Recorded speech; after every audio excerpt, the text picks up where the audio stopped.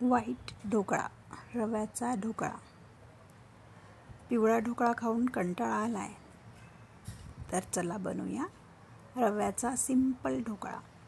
1 वाटी रवा, त्याच वाटीने 1 वाटी ताक त्यामध्ये टाकून 15 मिनटं भिजवून ठेवून दिलं.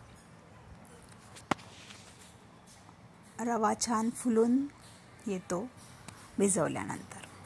तर 1 मिरची ही खूप कमी तिखट आहे आणि अद्रक अर्धा इंच मिक्सरला बारीक वाटण करून घेतलं. बघू शकता, हेच वाटण मी रवा आणि ताकाच्या मिश्रणात टाकून दिलं. आणि बॅटर आपल्याला थोडंसं पातळसर हवं आहे, तर जसं गरजेनुसार पाणी लागेल त्यानुसार तुम्ही पाणी ॲड करू शकता. तर बॅटरची कन्सिस्टन्सी आपल्याला थोडीशी घट्टच हवी आहे, एकदम पातळही नको.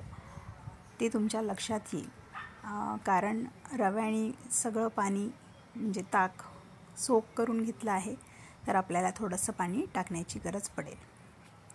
बॅटर तयार आहे. एका कढईमध्ये थोडंसं पाणी घालून आपण स्टँड ठेवून गरम करायला ठेवून दिली आहे आणि एका डिशला तेल लावून तीही ग्रीस करून ठेवून दिली आहे.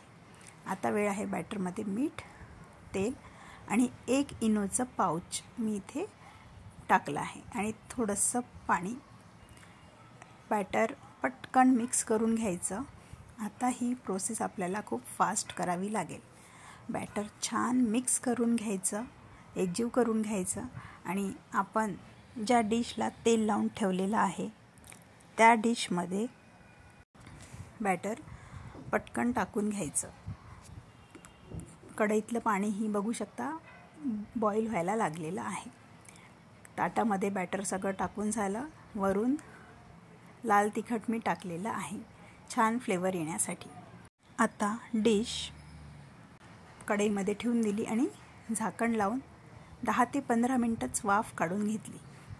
गार झाल्यावर तुम्ही बघू शकता मी कट करून घेतला आहे ढोकळा आणि एकदम इझिली तो ताटातनं निघाला सुद्धा. तुम्ही यावर जिरं मोहरीची फोडणीसुद्धा टाकू शकता, पण मला हा असाच खायला आवडतो. तर टोमॅटो सॉससोबत आम्ही हा जनरली खातो. तुम्ही हिरवी चटणी किंवा तडका देऊन मिरचीबरोबरही खाऊ शकता. तर एकदा नक्की ट्राय करा आणि मला कमेंटमध्ये कळवा. लाईक, कमेंट, शेअर, सबस्क्राईब नक्की करा. सबस्क्राईब केलं नसेल तर नक्की सबस्क्राईब करा. Thanks for watching.